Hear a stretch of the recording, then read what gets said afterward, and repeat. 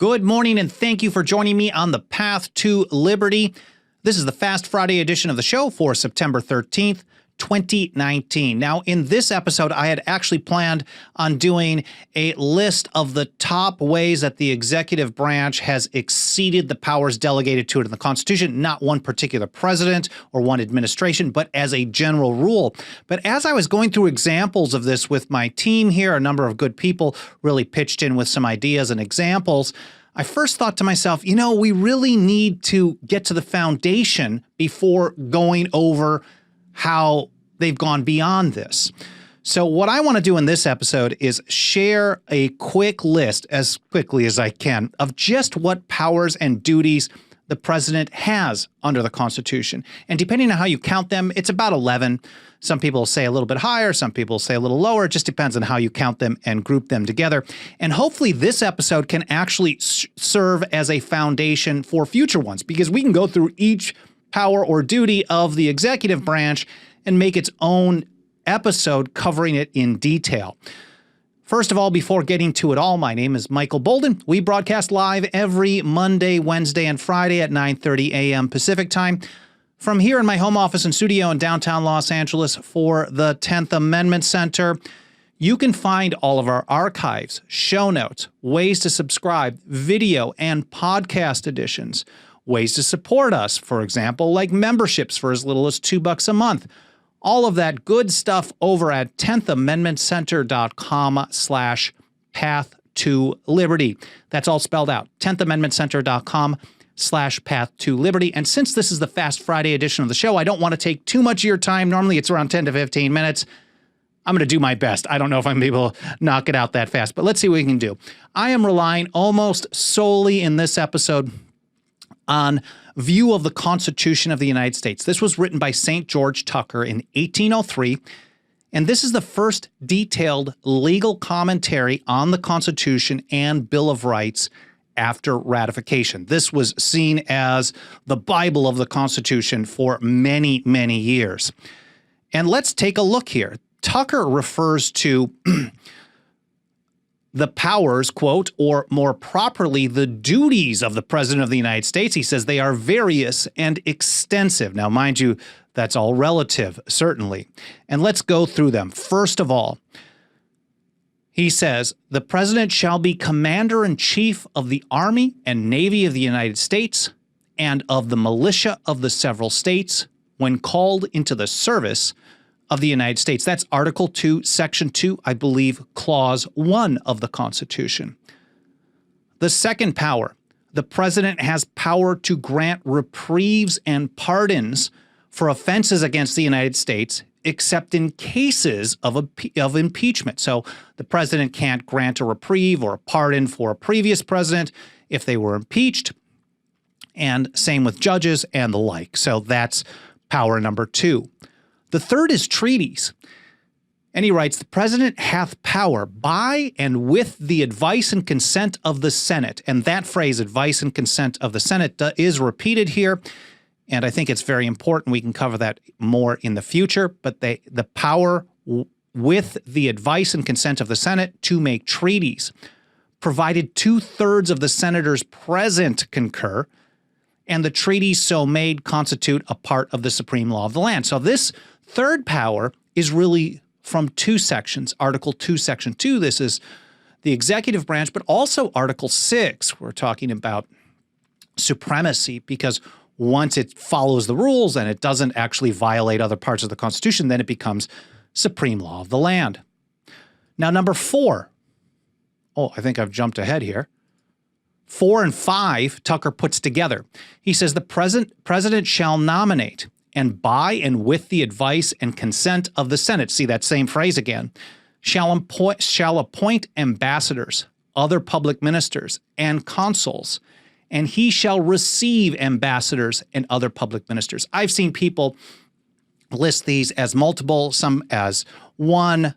Tucker lists them as 2 powers. Power to nominate with the advice and consent of the Senate, appoint ambassadors and other public ministers and consuls, but also another power to receive ambassadors and other public ministers, for example, from other countries. That's 4 and 5. Number 6, the president shall moreover nominate and by and with the advice and consent of the Senate. Again, this important phrase, which we will see over and over in the Constitution, shall appoint judges of the Supreme Court and all other officers of the United States whose appointments are not otherwise provided for by the Constitution and which shall be established by law. That's again in Article 2, Section 2, Clause 3. And then, of course, he says the president shall commission all the officers of the United States. This is something I see people separate as two separate powers. Tucker looks at them both as number 6. Number 7, this is filling vacancies. We've seen a lot of controversy on this in recent years, and I think this is something that we should cover in more detail pretty soon. The president shall have power to fill up all vacancies that may happen during the recess of the Senate by granting commissions which expire at the end of their next session. And then I think I am scrolling wrong here, clicking over to a new tab that I hopefully had set up correctly so you guys can read if you're watching here. Number 8, this is, again, one that I see split up as multiple powers. He sees it as number 8. The president shall, from time to time, give Congress information on the state of the union. Shall. So this is a requirement. From time to time, talk to Congress about the state of the union and recommend to their consideration such measures as he may judge necessary and expedient. And then also, he may also on extraordinary occasions convene both houses or either of them. So he can call them to come into session on extraordinary measures. That's number 8.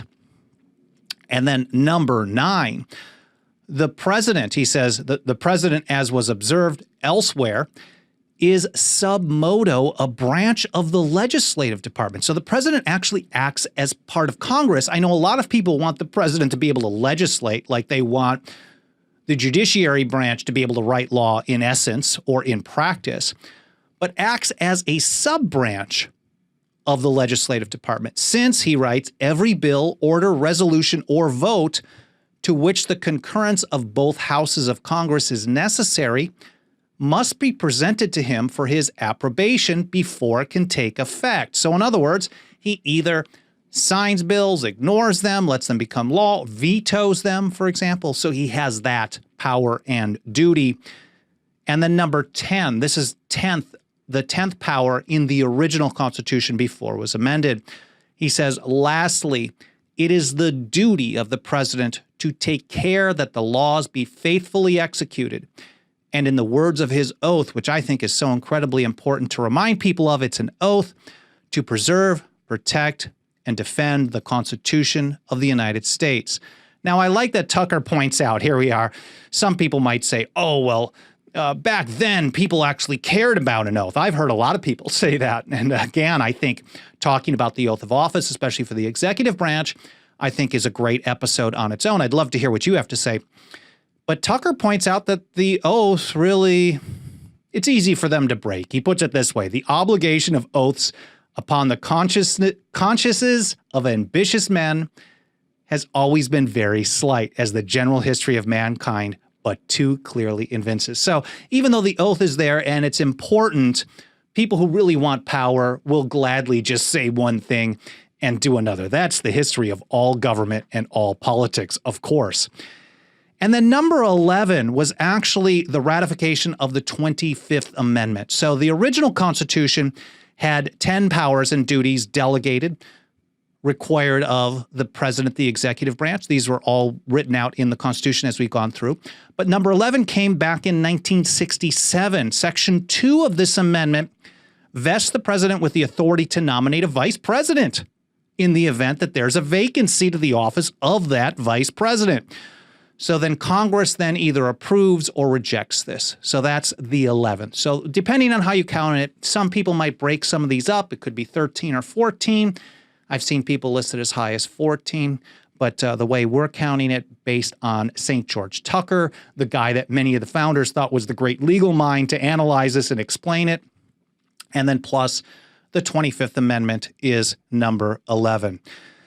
Now, like I was saying, each of these powers Each of these powers or duties of the executive branch, I think, are worthy of their own episode. And over time, I really hope to cover them all in more detail. Now, for now, I hope this works as a good starting point, a foundation, like I was saying right at the beginning, and a launch pad for these future episodes and discussions. If you have specific ones that you'd like to hear about in detail, please leave a comment, whether it's live or in the archive, or feel free to email me over at team@10thamendmentcenter.com. And with that, thank you so much for spending a few minutes of your time with me today. I hope you found this educational, interesting, fun to watch. I really appreciate any support you can give us, whether it's free stuff like smashing the like button, subscribing, leaving comments, sharing it, leaving a review on iTunes. All those 5-star reviews have been absolutely awesome. I'm very grateful for that. Or if you want to pitch in a couple of bucks a month, it's 10thamendmentcenter.com/members. Again, thank you so much for spending a few minutes of your time with me today. I really, really appreciate it. I hope you have a great weekend. We'll see you next week here on the Path to Liberty.